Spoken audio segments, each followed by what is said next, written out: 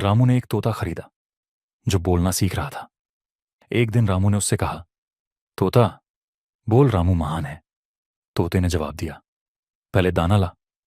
रामू हैरान होकर बोला, क्या तू मुझसे सौदेबाजी करेगा? तोते ने सिर हिलाते हुए कहा, दाना नहीं तो बात नहीं।